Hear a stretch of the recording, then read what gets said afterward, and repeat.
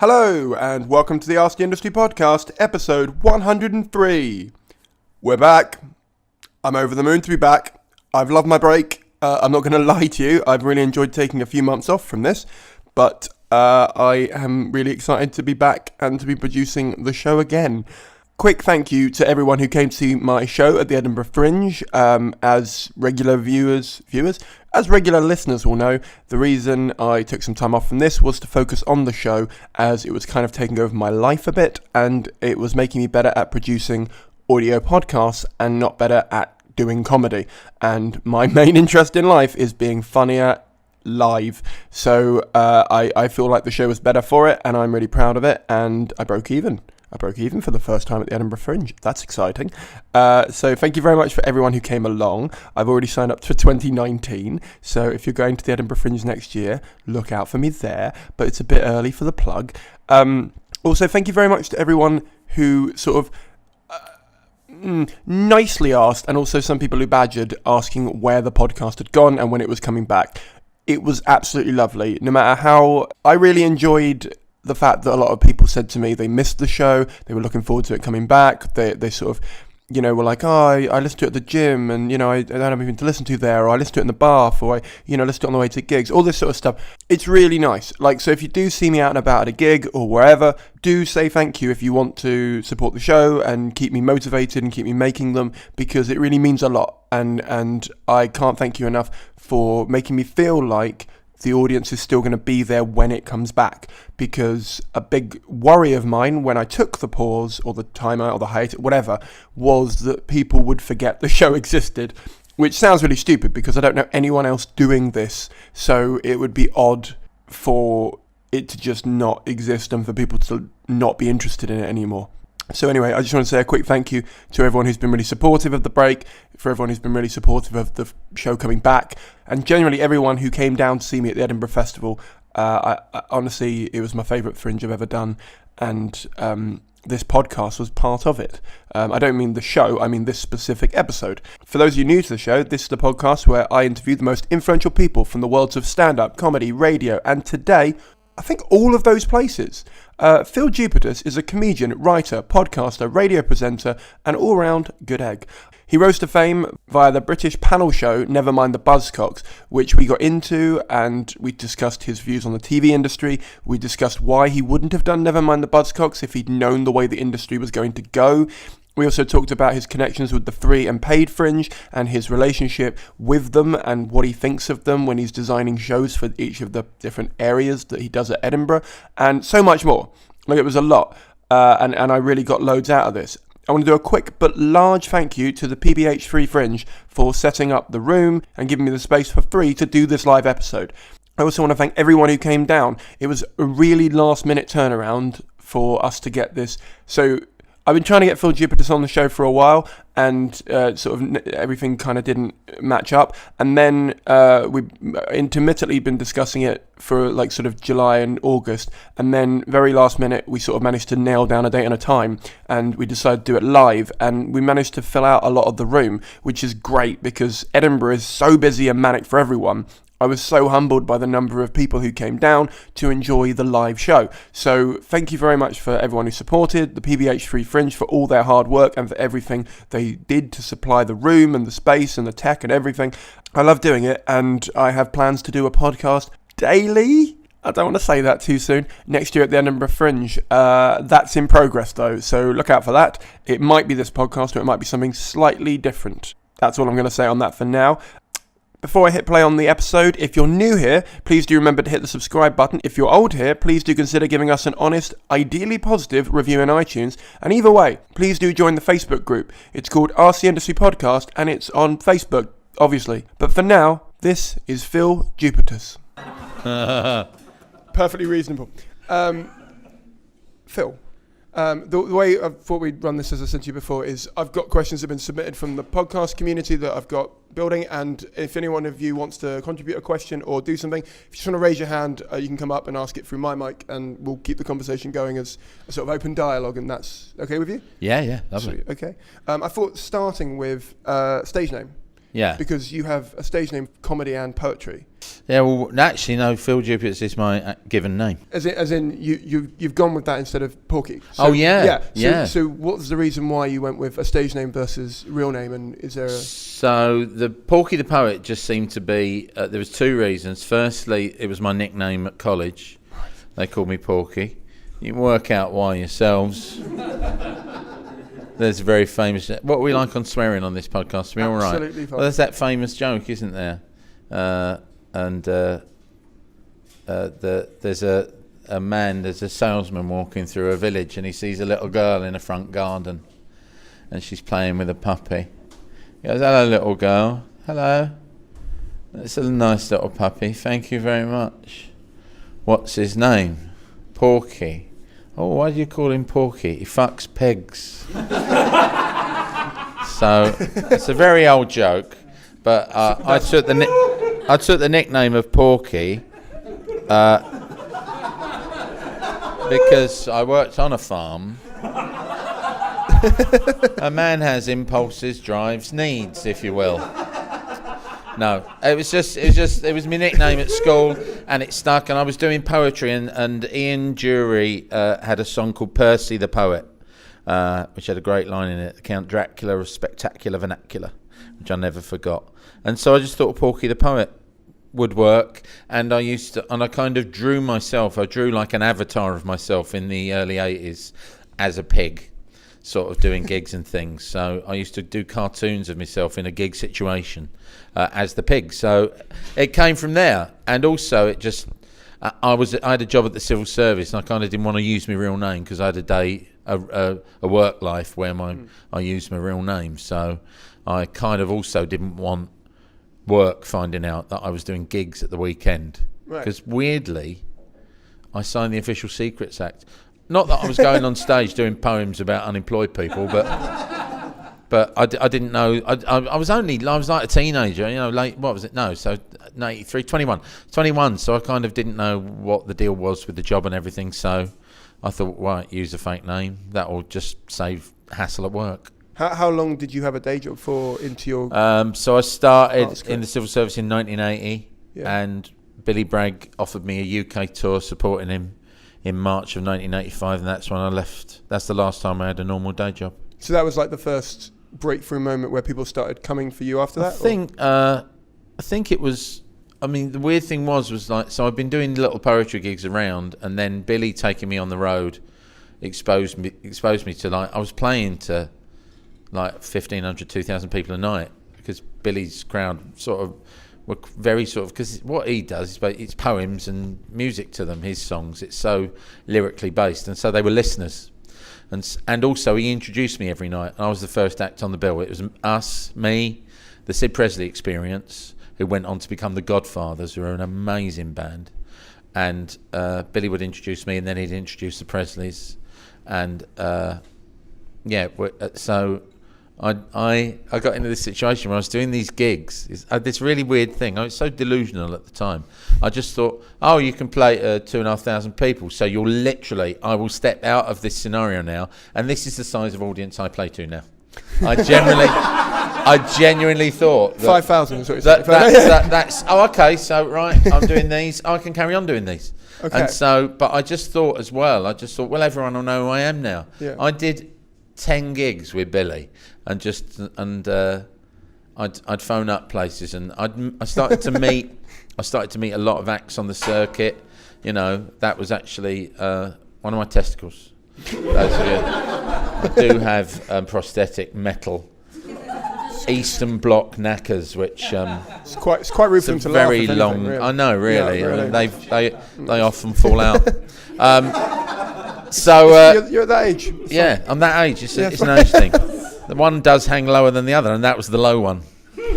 As you can tell from the timbre. So yeah, no. So I was doing these gigs with Bragg, and then I came out and I met sort of some comedy people, and they said you should be phoning venues and getting gigs. And I remember the first time I called the Comedy Store in the late 80s and saying, "Oh, Mark Thomas had told me to call up." I remember speaking to a brilliant man, the late Kim Kinney, who used to book the Comedy Store.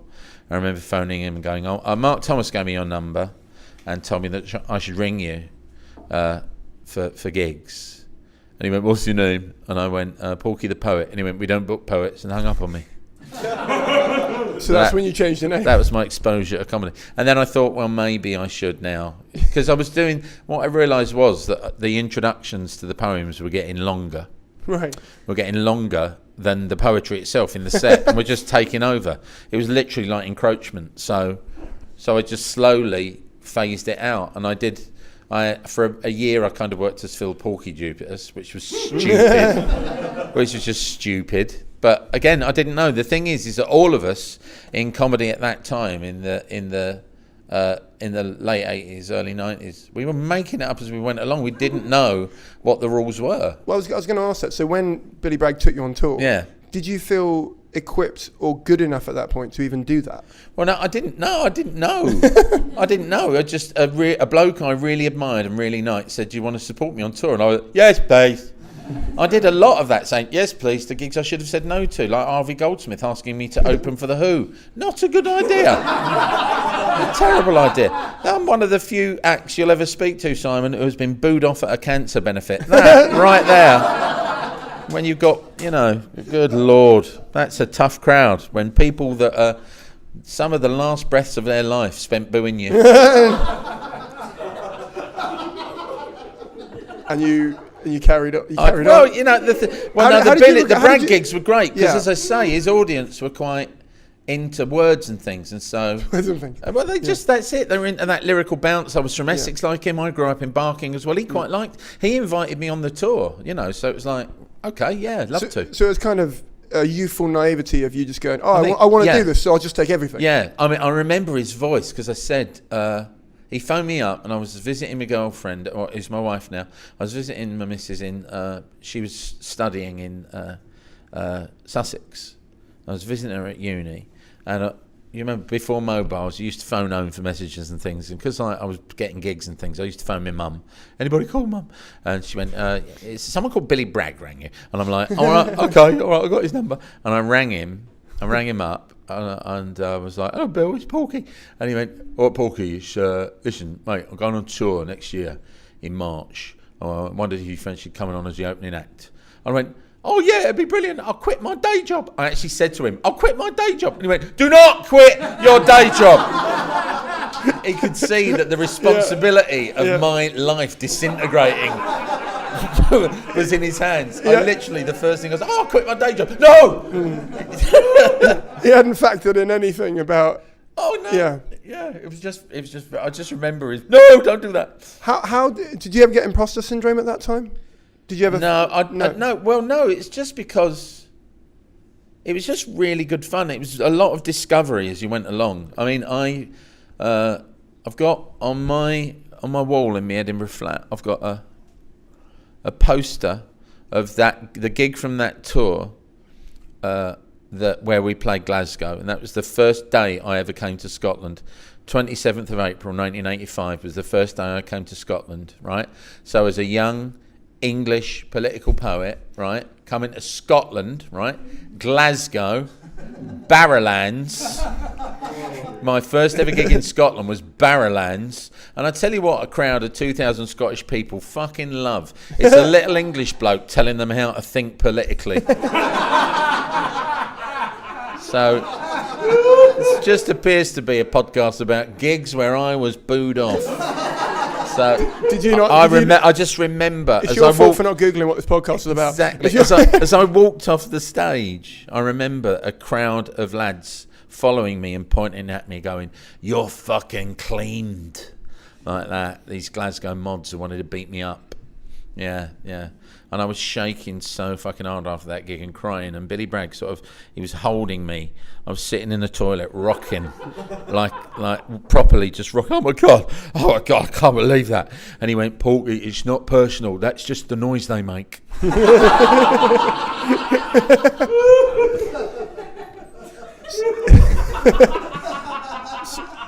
So when you started in comedy, had you just started doing your funnier poems, or did you actually start with material? Well, there was Pete Jenner, who was Billy's manager.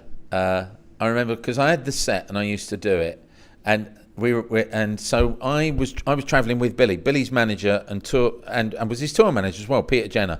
So Billy used to go from gig to gig in a Volvo estate, and in the back of the Volvo estate he had an amp, a guitar, a spare guitar, a spare amp just in case, and his luggage and Pete's luggage and my bag, and that was it. And so it was I was sat in the back of the Volvo, so I was travelling with Billy himself, and we stopped at a services, and Billy went for a slash, and Pete was sat in the car with me, and he went, thing about opening for Billy Porky is his audience are, they're quite political, so, with regards to what you actually do, probably best if you're supporting Billy, open with politics, close with politics, and put all the piss and shit fun in the middle.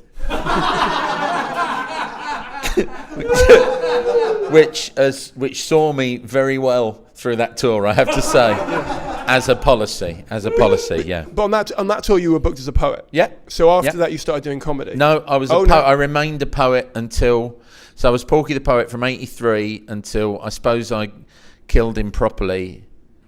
Well, I did the Style Council tour, right, officially, and I'll send you a photo that you can put, and I might show it around the room because I think I've got it on the phone. I supported the Style Council at Hammersmith Odeon, and again, I was talking to Weller, and he goes, Porky, you're doing the Odeon with us. And I was, oh, yeah, that'd be great, Paul. And and he goes, you're going to have your name up on Hammersmith Odeon. Is there anything special you want? And I went, and I thought the way to go out from being a poet would be to have it on a billboard at Hammersmith Odeon. So I've got a photo of the sign at Hammersmith Odeon, right? So it says the Style Council, and then underneath it says plus the last ever performance of Porky the Poet. They had to use so many letters to get me in. My bit is twice as wide as the Style Council. So I'll send you that photo. So, yeah. It was the autumn of 1987 was when I stopped. So I did 4 years of just being Porky the Poet. Yeah. And did you want to stop doing that at that point? Yeah, I just realised that I just couldn't get gigs. I was asking. The thing is, you ask other poets, "How can you get me gigs?" And they can't get their own gigs. So I remember, Attila the Stockbroker was an incredibly supportive bloke to me. But when I said I can't get any further, John. I don't know what to do. How can I get further? And he went, and he was like, well, I can't. He kind of went, I can't really help you. I've kind of done all I can now because he's got to get his own gigs. He can't be booking me as well. He put loads of gigs on, and whenever he could, he would book you. But there was a point beyond which that I think poets. It's a very finite world of work for a poet, and so you can't be carrying two of you career-wise. So I understand him sort of. He did sort of say, I can't help you. He went, no, I can't do any more. And you ring up, you found all the gigs that you can do. There was Apples and Snakes, which is a poetry collective. I did Cast New Variety gigs for a wee while. And that was really good fun for Roland and Claire Muldoon. Apples and Snakes were very supportive in the early days. And then all of the other... I was meeting comedians by doing New Variety gigs and Apples and Snakes gigs. I was starting to meet comics, and they were all saying you should be just doing comedy and on the comedy circuit. And in fact, it was a former editor of Loaded, and he worked on the NME. He was a reviews editor on the NME. James Brown. He was the first person who said to me, "The poems aren't that good." What you're saying between the poems is that's brutal. That's James though. Yeah. He's from Leeds. That's Leeds, isn't it? Your poems are shy. You should just do the talking. That's better. Just do the talking.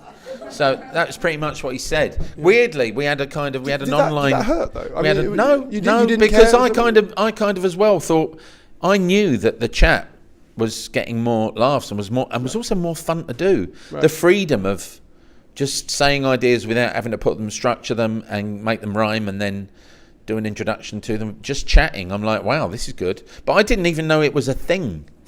I didn't know that comedy as a form of just talking to people. I always thought comedians were guys in velvet jackets with bow ties who were foul about Asian waiters and their mums.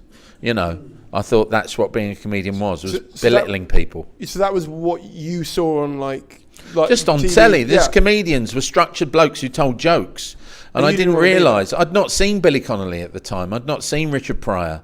You know, I didn't know. The first comedian who was weird and off-centre who I saw was actually Steve Martin.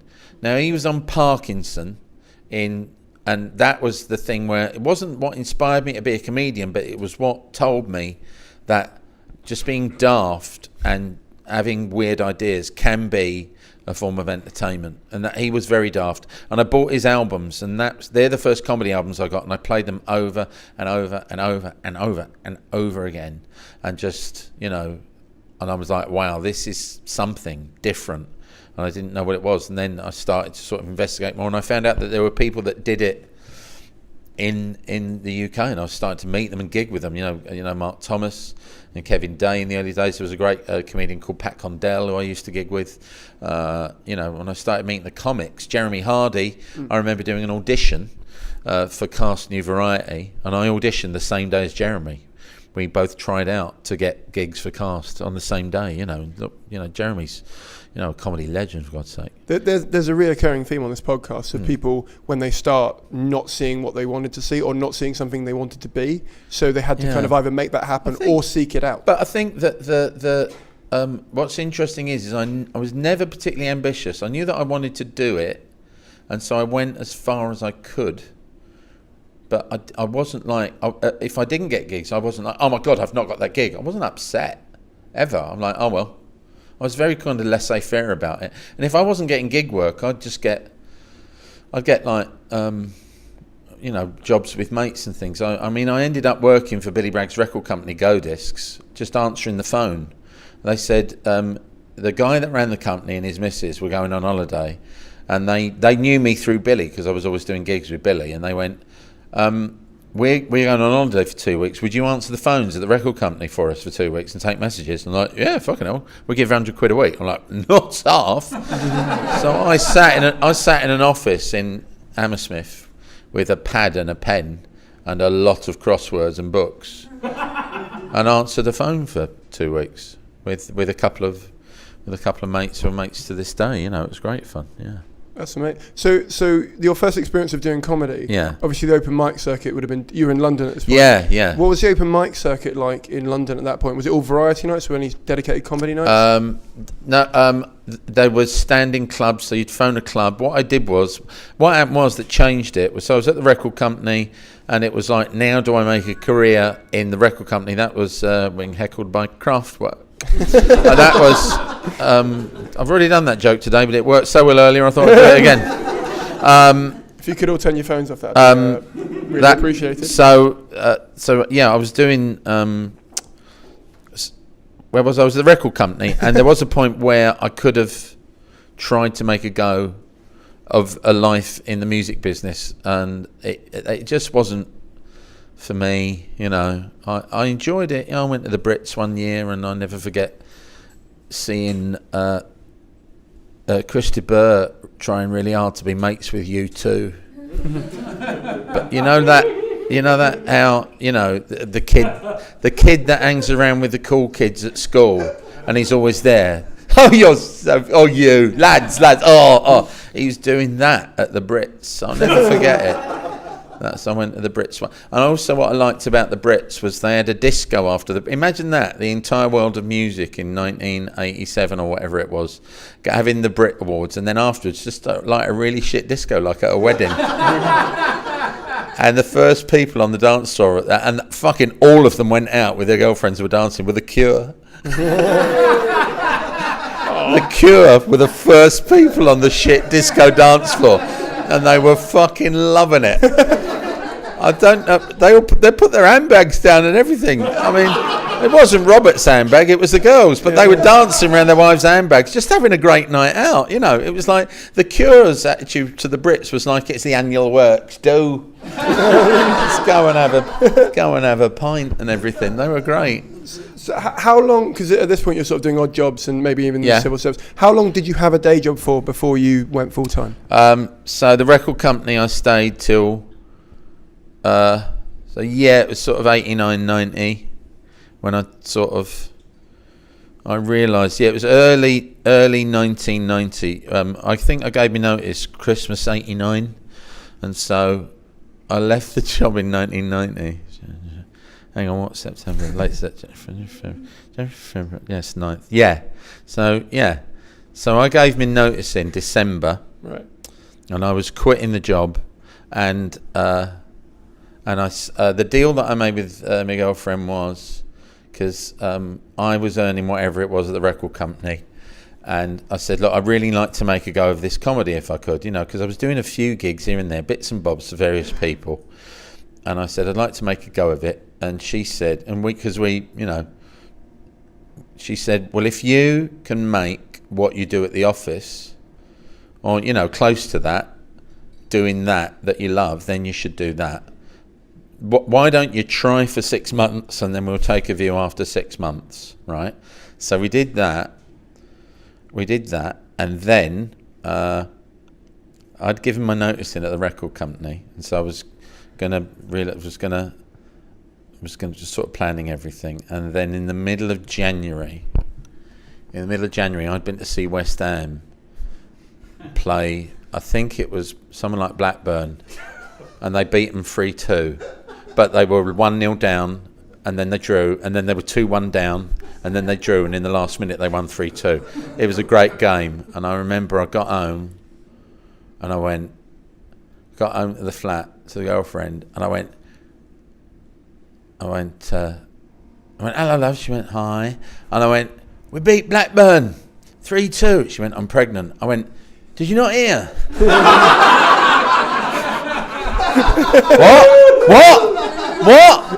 What? I'm pregnant.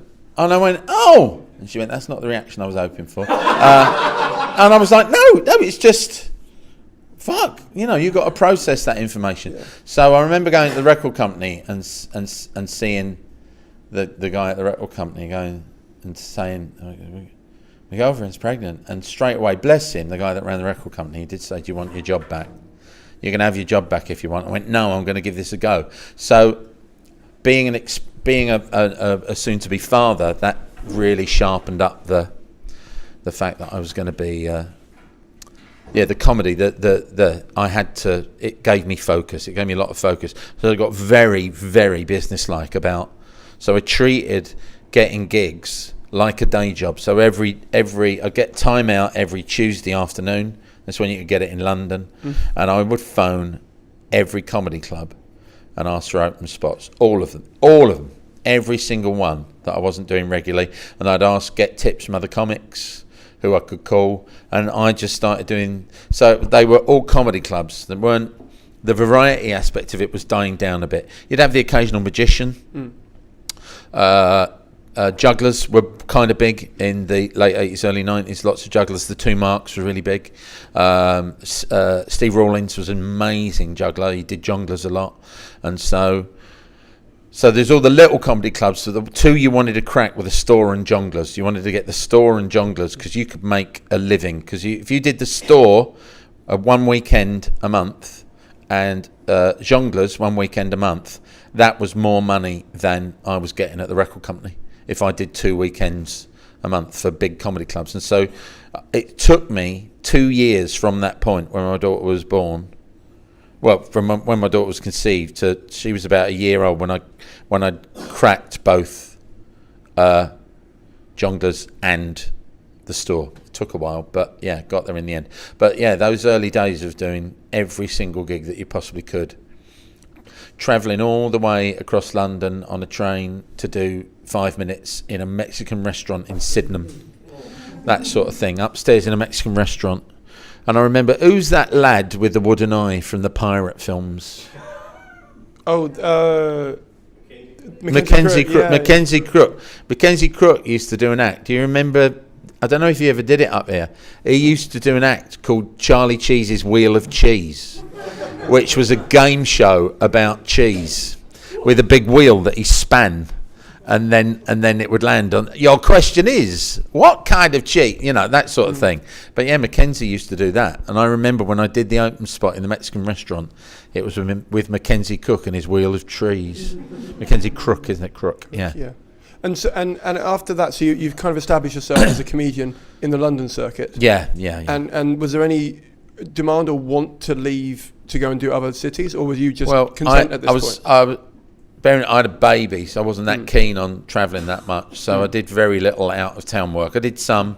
If there were comedians that could give me a lift back to London, I didn't mind doing out of town work. So there was a lot of kind of negotiating. If there was a gig, who else is on the bill? Phone them. Can you give me a lift? You know, was what you didn't want to do. I mean, like in the early days when I because I've been touring with Billy, everything was laid on for you. So I'll never forget. I did Lancaster. I've told you this.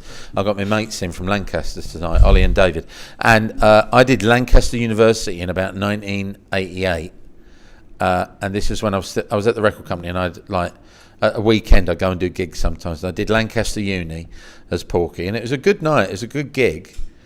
But it's the first ever gig I did out of town on my own, and I just assumed that they had a room for me. So I'm in Lancaster. Done this gig. Oh, it's really good. Where am I sleeping? They were like, well, I don't know.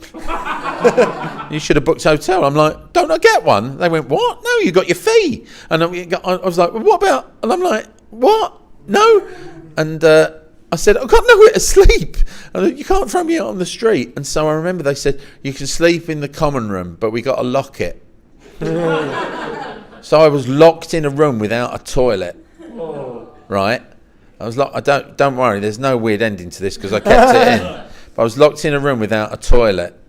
But what struck me in the night was, if there's a fire, what do I do? Because I was locked in. There's no fucking fire escape in this room. I was just a bit sort of, oh, that's weird. And I kept on, you know those really shit chairs they used to have like at colleges and universities, those low sponge things with metal legs?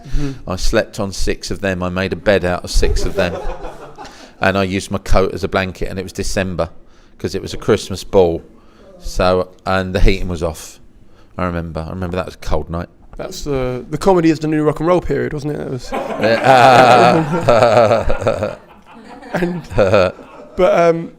At what point did you decide to go to Edinburgh then? Because was that your first time? 91 was Edinburgh. Was that your first time leaving London doing comedy somewhere else? Yeah. I'm trying. The weird thing is that this memory has defeated me. I don't know if I came to Edinburgh and then decided to do the Fringe. I don't know if I came to visit and then decided to come up and do the Fringe properly.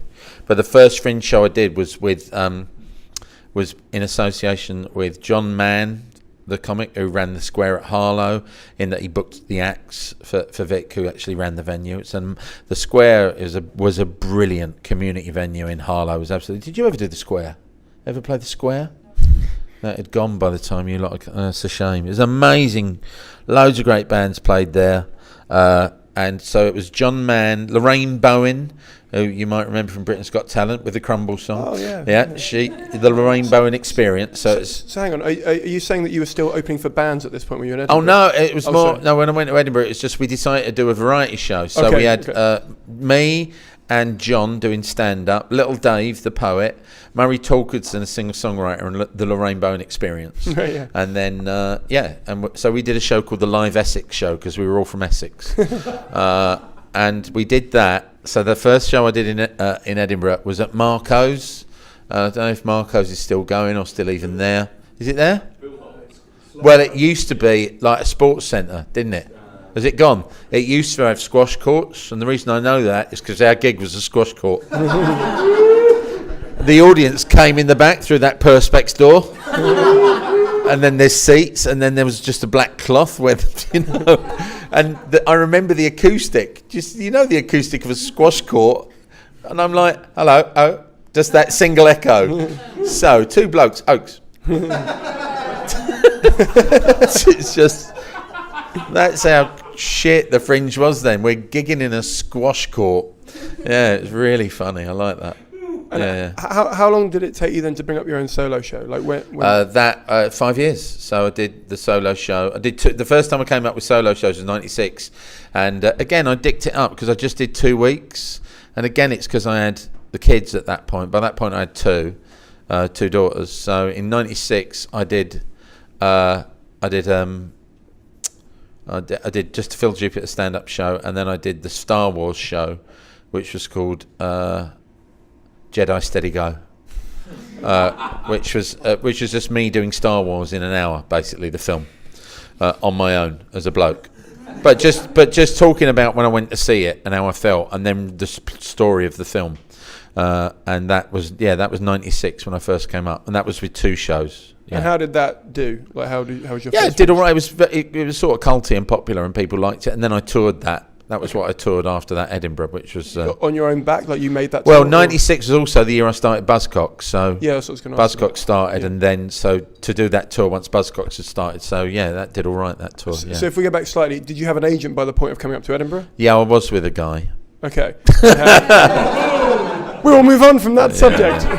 Well, no, I was going to ask how you found your current agent and what you were looking for as you were going through. This is a weird story, and I will tell you it in brief. But I knew I'm with Off the Curb, and people will remember with various affections and with various emotions. Will remember Addison Cresswell, who was the founder of Off the Curb, and one of the men that kind of changed the face of Edinburgh in the way, and how. And certainly it shift into more an arena for stand-up comedians than just being a kind of just fringe arts festival. I was with Addison kind of briefly in the early days, but weirdly his business partner was an old school friend of mine, and that was one of the reasons I kind of didn't stay with him, because it was sort of it felt like it was interfering with the friendship, and so I went with someone else who I wasn't friends with. It was just an agent, and then he and I did not work out. So I went back to Addison and said, I've got a problem with this guy, and Addison offered me help immediately, and I'm still with Off the Curb just because, it's a mate. It's weird. I didn't want to be with a mate because I didn't want to mix work and friendship, but why not, to be honest with you? And I'm one of the, apart from Jack. I mean, Jack's been with them longer, but I'm one of the longest acts that's been with Off the Curb. I remember Off the Curb used to do a night, I think it was called the Comedy Boom, and it was at the Old Pied Bull in Islington. And I remember doing that when I was Porky the Parrot, and that's when I met Addison. I did that gig for him in the early days. And he also used to book the Woolwich Tram Shed. He used to do a night called South of Deptford at the Woolwich Tram Shed. So I used to do nights for Addison, and then college gigs for him and bits and bobs, and yeah. So if we go back to 1996, yeah. You'd done Edinburgh and then Buzzcocks came out, or was it just after? Yeah, it was kind of sort of they were kind of in parallel, really. Buzzcocks was kind of being piloted and tried out through 1996, and then I was taking those shows up. Did you want to start doing panel shows? Was that? Well, panel shows weren't. Yeah. I mean, they weren't a thing like they are now. They think it's all over, and it was like, oh, there's this weird thing where you can do a piss take version of a show. I didn't know that panel show was a format at the time, and it's only subsequently became one. So they think it's all over, and then obviously the people at Talkback thought, well, we can just do a music version of They Think It's All Over. And so they picked me and Mark and Sean. Sean had a record label, Mark had a record label. Mark was on Radio 1, used to dep for Mark Radcliffe. Sean was on GLR and used to dep for Mark Radcliffe, and I used to work in the music biz and have been on tour with bands a lot, House Martin, Star Council and Bragg. So that was just so we were sort of obvious shoe-ins as comics that worked in the music business as well. So and when it first started, social media wasn't really a thing. Yeah. But as it grew, obviously social media became a thing, and you joined different platforms. Yeah. How did that help your fan base, and how did you deal with hate online? I've actually never really. I don't really engage with it. Once I realised that people bad-mouthing you online could be a thing once you're out there personally. Yeah. With Twitter now is just a leafleting service. I don't read it at all. It just, stuff goes out. I don't read it back. I don't really use it a lot. I use Instagram more, which is fun, and I just like visuals. And what people post visually I like, in terms of just snapshots of the day. I'm a very visual person because I used to be a cartoonist, so I prefer Instagram. Facebook I don't really get on with. I'm useless online, basically. I'm not very good. I had a very successful podcast for a couple of years. It was constantly in the top 5 of the iTunes podcast chart, called Phill and Phil's Perfect 10, which I did with my former Six Music producer, Phil Wilding. and it was a good solid format, but I just stopped doing it. I just, I have an uneasy relationship with online, because it's just like, I don't know, it's that negative side of it. I don't want that in my life, and it's very easy to avoid. But if you do avoid that, then you avoid the positive as well. And I'm perfectly willing to give that up to just not have the noise in my life. So, yeah. And also the positive is, it's just people saying, "Oh, we like what you do," and that's, you don't want too much of that. It's nice when people come up and say it in the street. For someone to come up in the street and cunt you off, they have to have a much more sort of a sense of commitment, and people have done that. I've had a bloke came up to me at Glastonbury and just stood there listing why he hated me when I was trying to buy a sausage roll. That was really, and that kind of, I remember there was a girl stood there who heard it all happening. This bloke stood there. It's really weird, because the guy had a National Youth Theatre T-shirt on, and I'm like, this is how much you love the arts, you cunt. He just stood there, and it's like I was everything. And at the end of it, what I wanted to say was, hasn't your telly got an off switch or other channels? He was talking as if someone had forced him to watch me for 2 years. That was his mindset. There are a lot less channels then, to be fair. Well, that's true. That is true. But my thing was, whenever people, it's like whenever people used to say to me, like, Talkback would send you, emails, or you'd hear word from the producers when you went recording. They'd say, "Oh, we got 2 million last week," and my thought was always, "Fucking hell, 68 million people don't give a fuck." That's how I saw it. Oh, 2 million watched us last week. That's great. And I'm like, and I used to literally think, oh my God, 68 million people fucking hate us. Do you do the same now then? So, how big's your free Fringe room? Do you know? I've got two 75s basically. Yeah. So if you have that, there's let's say there's 100,000 people here. Do you ever look at it and go, well, 98,200 and whatever it is, don't give me. Oh no, it's more that what it is. What I like now is now all of that I used to kind of think of, I don't anymore. Right. I just, every day's a bonus when you're 56 and you weigh 20 stone. So. I just like that people come out. I have a laugh that we're turning away about 20-30 people a morning from Bannerman's. Porky never quite full, sometimes full. It's good because it's poetry and people are a bit what, but they don't know that half of it's stand up. I think if I said, but I don't like to say that. I'd like them to listen to the poetry really. So okay, so if we stick with the Fringe, you've been doing the Fringe for how many years now? So sporadically since 91, so so 27 years odd. And now you do a paid and a free show? Yeah. I do 2 free and a paid. Yeah, and originally were you just the free or were you just a paid? How's that come about? When I discovered the free, and I was like, I just really liked the idea of it, and as soon as I knew it existed, I asked if I could do it. So I've done PBH for 7 years. Is it 7 years, Chris? Probably. When I did that first one. Down at, where was that? What was that venue on Queen Street? That big weird room. The Jam Room. The Jam House. Yeah, the Jam House. Yeah. So I did the Jam House, which was enormous. And I used to get on a Saturday, I'd get 400 people in, and the bucket was less than I got this morning. Seriously. I get and I'd think I was doing really well if I got 200 quid from 400 people. And it was because I never did a bucket speech. I just used to say, thanks for coming, it's really nice to see you, ta-ta. And also I never did my own bucket. I had my goddaughter. My goddaughter did the bucket. And you don't learn things like that. No one said to me, do your own bucket until 2 years later. And when I did my own bucket, the money doubled. Literally, the money doubled in one. And also, you hearing that, comedians? Yeah.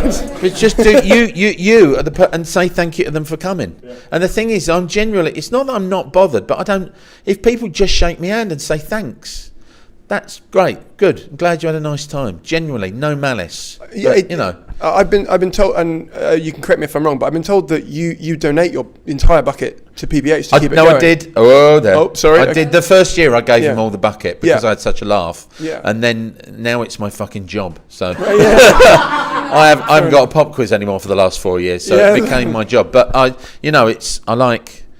it's PBH calls, it's Peter calls, or anyone from the organisation calls. I did that video this year for the the donation thing, and any little way I can help out. And you know, if they said, if PBH said we want 50 quid a show off you, I go, yeah, all right. So you know, bear that in mind. That's just him, right? That's not. I'm not getting 50 quid. But that's really great. Was that because you just wanted to give back to them? Well, they do such a great job. You know, I think the Free Fringe makes. Munnery said to me, he said, you know, the economics of a festival are such that you have to have paid shows. Because I don't think about things before I say them. But I said, wouldn't it be brilliant if all the shows would just put what you want in a bucket? And think how the landscape would change. But you know, that's. It's daft and just too idealistic of me, that, you know, but the fact that the Free Fringe exists is a good thing. And of course, you know, it's inspired other people to do free shows as well. You know, that's just the nature of the thing, that, you know, someone sees a model and copies it. That's just, you know, it's like the first people that did rooms in Edinburgh. Then, you know, I don't know, was Burdett Coutts celebrated 40 years, didn't they, at the Fringe this year? So the Assembly Rooms, it's been 40 years. I don't know if they were before Karen or not, and the Gilded, but, you know, there was obviously a running order when they went. They suddenly realised, we can do this, let's start our venues. And everyone, you know, there's no original thoughts in the arts, you know, it's just people trying to find their way. Do you, because as someone who's on Pay What You Want, so I'm a combination of the two. Yeah. I always wondered whether you would feel more accountability to perform better for a paying public that you know pays, or whether you're earning the money. No, interesting thing, right? So if I know they pay, I don't view them differently, but I weirdly think that I'm in a more relaxed frame of mind with a Free Fringe show, which I think sometimes leads to better work. Okay. Because I'm relaxed, whereas you can get a bit tense about. If you start thinking they've paid, they deserve something, you mustn't think of it like that. You'll wrong foot your brain. You just want to be in a nice inert, and that's why I like the mixture of shows in the mixture of places around Edinburgh. Edinburgh is such a beautiful city. The thing that's really, really fucked me off in the last 2 years is that whoever it is that's blocking there being stuff in St Andrew's Square, I hate that. I absolutely hate that. That they're saying, oh no, it's noisy and it interferes with pedestrian traffic.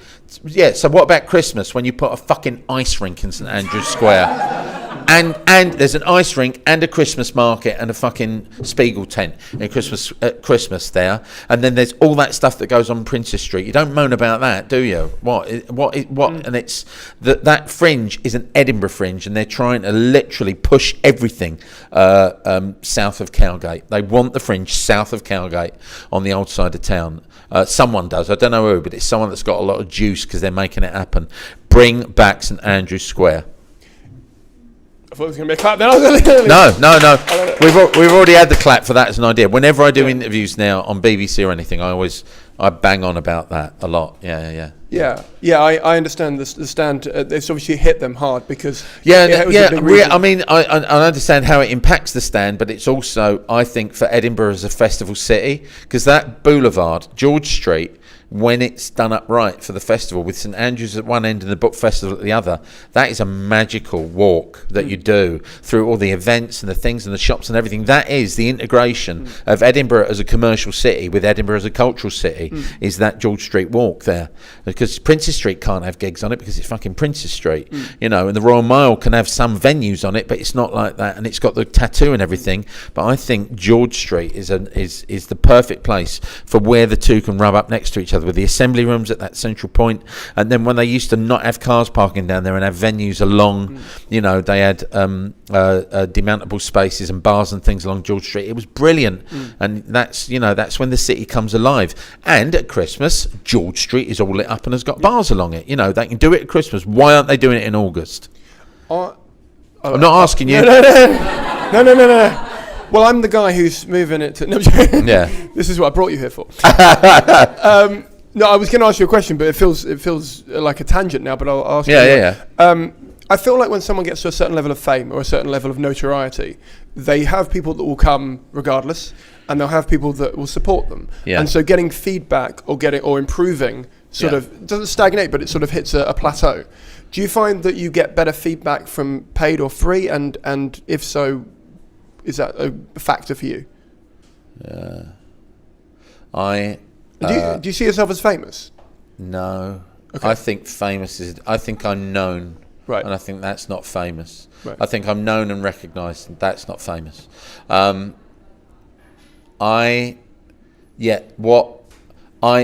feedback is laughter and the noise in the gig, and that's the only feedback I work from.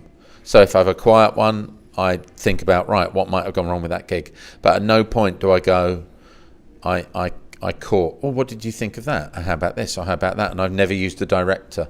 I've got these instincts that serve me okay. I mean, it'd be interesting to, but I'd love, if someone noted you and told you what to do, it'd be interesting to know how it would affect the act, and what you did, or whether I would change things. So yeah, I literally go on each gig. It's like gig. It's almost like I've got a Men in Black pen. After the gig, start again. After the gig, start again. Yeah. And in terms of, so obviously your comedy career was coming up as you were doing Nevermind The Buzzcocks. Yeah. Which is obviously an edited panel show. Yeah. Which means that you're portrayed in a way potentially that you don't get control over the editorial. Yeah. And you're not always able to pick what gets shown. It's sort of why I stopped watching, really, because I realised that when you'd have a good show, you'd see it back and it looked like a shit show because you had a great night yourself, but everyone's got to be in it, and the editor's got to make sure everyone gets a fair shake. Similarly, if you have a shit show, you watch it and it looks like you had a good night, and I'm like, how the fuck?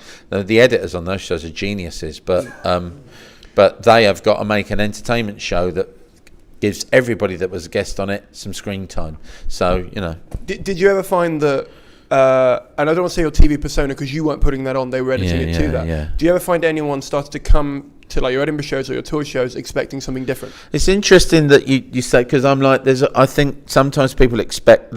I don't know why. There was a thing online.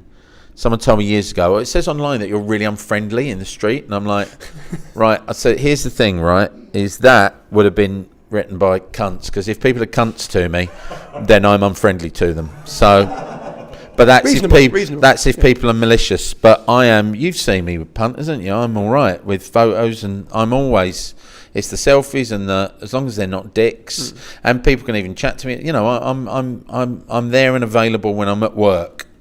When I'm at work and I'm out being Phill Jupitus, going from gigs, especially somewhere like Edinburgh during the Fringe, I'm kind of always on. You're always on. You're always around town. People say hello, and it's like, and that's fine. But the second someone's a cunt to me, I'll switch off. Do you prefer doing panel shows or stand-up sets on TV? TV, I kind of, it's a byproduct of what I do. I'm quite ambivalent about television. I like panel games just because you're with other people and it feels a bit more like, on its good night, when you're playing with a good idea, three of you are playing with an idea and batting it about. We did a Buzzcocks. No, that show's dead now. We did a QI that is going out this autumn, and it was the one with me, Bill's on it, Bailey and Alan, and me and Bill and Alan are dicking about like we used to in the old days. I can't remember the other guests, but there was a lot of, it's the people you're familiar with, and Sandy was occasionally losing control and having to shut us up, and that's when sometimes it just achieves a very silly momentum, the show, and I like that aspect of it. But doing stand-up on telly, I never used to like it until I did Live at the Apollo, and I thought, oh, this is all right. And I'll tell you now, if you watch on YouTube when I walk on stage on Live at the Apollo, I'm walking onto the stage at the Hammersmith Odeon. That's what I'm calling it. That's what it is. That's the same stage where I stopped my poetry career. That is the same stage. Well, I didn't stop it because I started again, but that's when I did the farewell gig with the Style Council. That stage is where I saw my first ever rock gig, Blondie, 14th of September 1978. And I was thinking that you see the door open and me come out, and I'm smiling because I'm thinking, I saw Blondie here. That's what that smile's about. No. And then I did the gig, and I sort of wasn't looking forward to it, and it went really well, and loads of people. I think I got more good feedback for that than anything else I've ever done. I had more people, weirdly, because it's about being a dad and your daughter having a boyfriend. I've had more dads and parents come up to me and say it was something we found very, very difficult to talk about as a family, because the whole issue of our daughter, we knew, if you got a teenage daughter, you know she's banging him. There's no way she's not going to be banging him if she's of an age. So it's like, you know what, you can be in denial about it as much as you want, but just remember what you were like at that age. You were banging the girl. The girl was banging you. You were banging each other. And yet there was this whole deceit of, now, of course, now you must wait until... fucking no! We're hanging out the back of each other. Deal with it. So... Your teenage years sound a lot more fun than mine. Yeah, well, but that thing, and it was, I had it happen a few times, like at least 10 times. I've had families come up and say it was something that we found difficult to discuss as a family, and we saw that on telly, we watched it, and we started talking about the fact that, right, well, I've had families that have kind of say that it broke the tension of a quite awkward situation in the family, and it's weird to think that it does something like that. But I'm not saying I changed the world with a bit about my daughter knobbing her boyfriend, but it's that people made an effort to come up and say that bit, And I tell you what, when I'm touring, that you notice certain demographic types. I'm very big with it's sort of mid-late teenage daughters and fathers coming to see me. Dads will bring daughters to come and see me because it's like I'm an avatar for them. This is what I'd be like if I was funny, love. It's almost it almost feels a bit like that. I'm the joke that they share, And the other avatar I get is fat bearded men with glasses. I get a lot of that's the other demographic that I get. I'll get a lot of big chunky blokes with glasses, and their girlfriends always want a photo with me. So,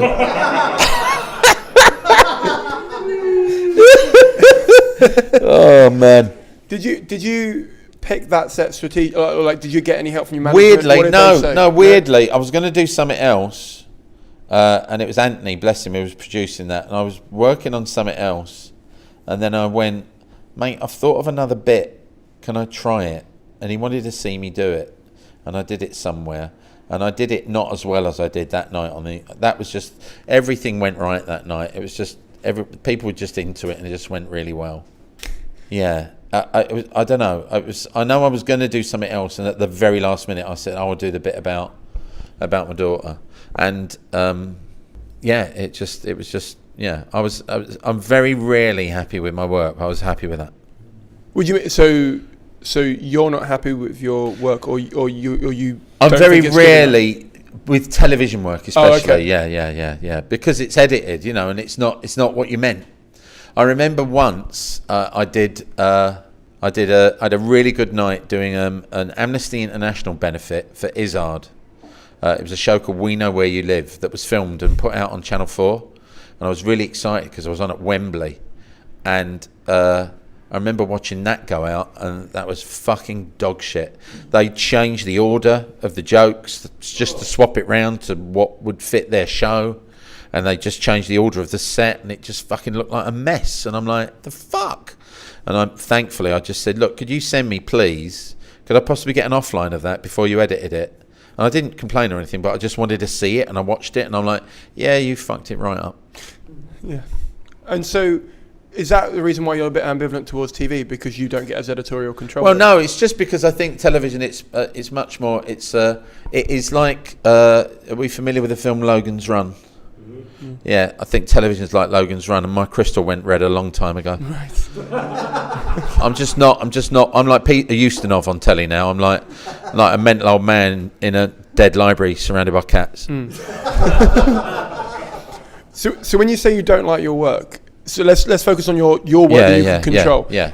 Is that an imposter syndrome thing to creep in? Is that a mental health issue? I don't know. It's more that. I don't. I like was the wrong word. Enjoy. Okay. Enjoy. Like you go and listen to it back. Yeah. Okay. It's like if I watched Live at the Apollo, and I watched all of it, and I was happy with it. So, and I rarely watched myself because I was, it's just, But I watched it to the end, and I thought, wow, they did a good job of that, and I thought you did a good job of that. I very rarely take time to kind of be proud. Pride is something that I think, because I'm too busy moving on to the next thing. I'm too busy worrying about what the next gig or what the next bit's going to be, you know. But because I like live performing, and I feel that I exist more on stage in a live situation, and the job feels more natural in a live situation. So I enjoy when a gig's working well and going well. I think, this is what you do well. Good. Okay. And also when I do that, I'm like, and stop thinking about it, because once you think about it, it dies. Earlier today, when we were chatting, you said that the reason you like podcasts is because it's in the moment, it's in the room. Yes, yeah. And edited, but not edited in that way. Yeah. There's nothing that I've said tonight or I'd be unhappy with you putting out, you know. No, that's so not. It's like that, yeah. I wasn't asking that, but I was asking, is that the reason why you liked or you tried podcasting out, because you thought I'd have more editorial control? No, it was more, because it was so new at the time, it was like, it's a bit like, what is this? I think a lot of my life has been, what is that? Let's give it a go. A lot of the things I've done, it's like when I was offered to sit in for Johnny Vaughan on The Big Breakfast. I'd never presented a TV show before, but what is that? Let's give it a go. See if it is as terrifying as I imagine it is. And then you find out, oh, no, it isn't. It's actually quite doable. When I sat in for Steve Wright on Radio 2. Wow, Radio 2 afternoon show? Me? Okay, let's give it a go. I mean, I did that for a couple of weeks. Never again. But you know, I had a go. I'll have a go at anything and just see what it feels like. And if it takes, then I'll pursue it. But if it doesn't, well, I had a go. You know, I've been in, the musicals. I didn't ever intend to be in musicals. Someone asked me, and I thought, wow, dress up as a woman in the West End for a week. I'll have a go at that. You know, in a show, right? Why I order. Right, I've got 4 last quick-fire questions. Yeah, but before we do them, has anyone got a question they want to ask? Yeah. Yes, sir. You got to talk into this you've got to come to the green microphone, my friend. Yes. Oh, wait, because I've got very little cable. That's why. There we are. More cable. You were talking about your poetry gigs earlier on, and you were saying the gaps between the poems were getting longer and longer in the chat. Were you writing that chat, or were you improvising? No, I was improvising it. Yeah. It was the introductions to the poems. And what happened was, so you do the introduction. The introduction is always the same, but it started getting bigger. And you keep bits in. And then I was like, wow, they're laughing at that when I say that. And I'd never realised it was a thing, but I'm like, oh, this is fun. The introductions are fun. I like the introduction to this one. And so, but I never wrote it down. No. I just knew that the introduction to, like, the dog shit poem would be boom. And, you knew you did that. So no, never. I don't write any of the comedy. It's all. It starts out. I'll do a list of things I want to talk about, and then actually do it, and then I'll record things and listen back, and then try it again. And it's from improvised. My shows are always devised from improvised moments. Yeah. But I'd never sit and write comedy, because that's what I've always wanted to do. I'd actually like to write and memorise a show as a piece, like an essay, and see if that works. Because I know Will Durst, the American comic, does that. His poems are written as a monologue, but like he sits and writes them and thinks about where the last will be. And I think that is an insanely brilliant skill, to be able to write comedy like that, actually write it out longhand and then memorise it and then do it word for word like a long soliloquy. Amazing. Any other questions? Yeah, go for it. You said the only feedback that mattered to you was the audience laughing or not laughing. Yeah. When it came to radio, be it Six Music Breakfast or Radio 2, what was your barometer for that? Because obviously you haven't got a huge audience. Weirdly, I mean, I just talk very much to the station controllers and editors. Are you happy with what we're doing? I used to have breakfast with them a lot and go, are you happy with what we're doing? There was a lot of that. Is that okay? Do you like what we're doing? So I used to the people that had hired me, and then I mean, on Six Music, we didn't get ratings for Six Music for 3 years. Radar couldn't figure out, because there were no DAB radios, Radar couldn't get figures for radios. So there were no figures for Six Music until 2005. And they were incredibly low. And I was like, we've got more listeners than that. And I said, how do you count the online? Oh, we don't count online listeners. I'm like, people are only listening to us online. There's no fucking DAB radios. you're not counting our listeners. You're just counting the people that have got DAB radios that are listening. It's fucking mental. So once more people got DABs, and Six Music, of course, has gone from strength to strength ever since the threatened closure when people went mental. But I always knew that a station like that would be that popular, and it's really weird. I realised after about 3 years, I'm like, yeah, I don't belong here really, because I was saying, my thing always used to be anyone can be a DJ, and I think they can, genuinely do. And I think, why wouldn't you just have brilliant musicians playing records at you and saying, now look at the DJs on Six Music. You got Keris, Iggy Pop, Jarvis had a show, Garvey. Whenever anyone from a band sits in on Six Music, it's so much more interesting than some broadcasters are great, don't get me wrong. I love Gid Cohen. Mark Riley's fucking great. But Mark's a musician, for fuck's sake. Don't forget that, you know. So, you know, it's weird. But the radio feedback, yeah, because the listeners were communicating with us a lot, so we realised we'd built a community. So yeah, that was nice when you knew that they were into stuff. You had a little regular audience, and then new people would zip in. I like that, you know. That is a daily thing. I quite enjoyed that. Yeah. Mark's brilliant, isn't he? Yeah. I was going to ask you about your writing process, but you've just answered that. So, in the Live at the Apollo, that I remember watching that and thinking, that must be really uncomfortable to speak about. How did that feel? That kind of. I remember when I did it first. It was just I hadn't done stand up for nearly 8 years, and a television program said, "Are we doing a show where we want to swap an English comedian with an American comedian? Would you like to do it?" And I went, "I haven't done stand-up in 8 years." And they went, "Brilliant. It can be about your return to stand-up. It can be about how you come up with a new 20 minutes of material." And I was in America having to come up with a new set. And I thought, well, what can I talk about? And this business with my daughter, a few of those things in that routine genuinely happened. Like the beer in the fridge is true. That actually happened. That lad did put beer in my fridge. Mm-hmm. So, he did. I thought I'd do that, and because I was in America, I felt more, I can talk about personal things. These people don't know me. Forgetting, of course, that the show was being filmed. So when it went out, I remember my wife being a little unhappy that I discussed that, but and we were having a discussion, and she was saying, "I don't think you should." And then my daughter ran into the room and went, "Daddy, you talked about me on telly," and flung her arms around me. No. She was really, really happy about it. And everybody's talking to me at school now. She was a little sort of isolated, and she went, "No, people are like think I'm hip and cool now." Oh. And people at uni were like, "Oh, are you that daughter?" And she's got this weird sort of notoriety from being the daughter from the comedy routine. So it was odd, but I was more talking about the fact that she was the vector, not the full subject of it. It was more about parenthood and dealing with that as a thing. Yeah. We're nearly over, aren't we? Yeah. Well, it's the last quick fire questions, so that's all right. So, have there ever been any opportunities you've turned down that you regretted? No, I turned down ever doing Mock the Week. I'm still happy with that. You never wanted. I was offered team captain on Mock the Week. I never wanted to do it. Any particular reason? No, I just thought there's already a news show. And also, I'm already on a panel show. There's already a news one. Right. I don't see the point of it. No, I can't think of one. No, can't think of one right now. I tend to kind of, I'll say yes to things. I regret things I've said yes to, I'm sure, if I thought about it. But, it's the nature of it, isn't it? That's the next question. It's the reverse of it. Anything I was trying to think. I think... if someone had said to me the way television would go and that Buzzcocks would be on Dave all the time, I don't think I'd have done Buzzcocks. Okay. I don't think if I'd known how prolific panel games would be and you're just on all the time every night, I'm like, no.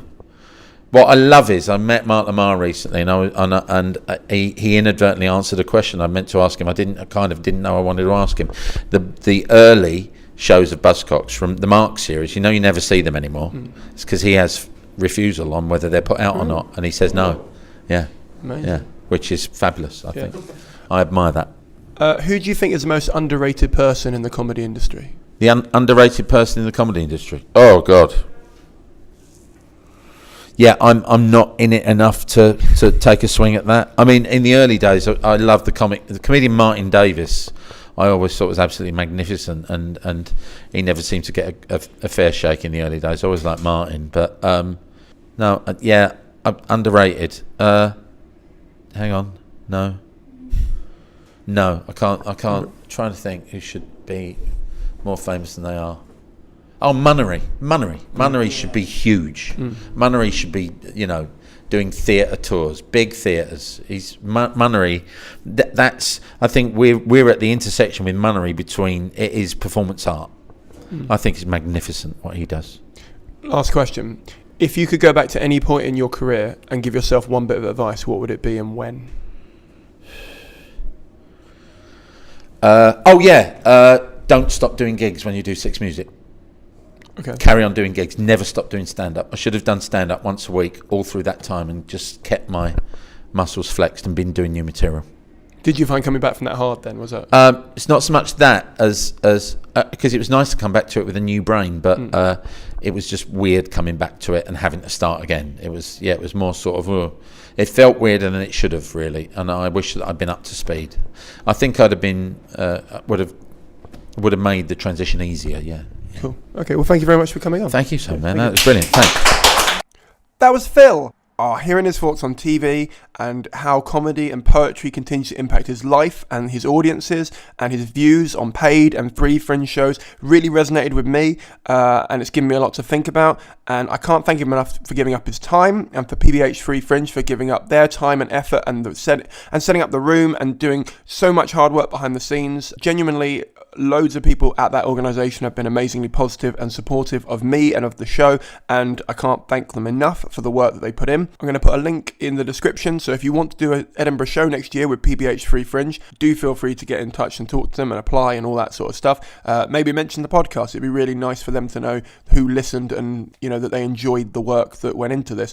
Also, if you want to thank Phill or myself, our Twitter handles will be in the show notes for this podcast. Please do take the time to thank a guest if you've enjoyed it, because it really helps. Most guests are very supportive of the show and love the idea, and also help pass me on to other guests, which is why the people are getting increasingly higher profile and more interesting and all that sort of stuff. So if you would like to support the show, a very easy way of doing that is by @ing me and whoever the guest is you've enjoyed and saying, hey, I really enjoyed it, thank you so much for doing the show. And then that way they know there's a listenership, so when they support the show by passing me on to someone else, they can say, yeah, I got loads of tweets, I was really excited, oh, it was really lovely that they all enjoyed the episode, yeah, you'll have a great time.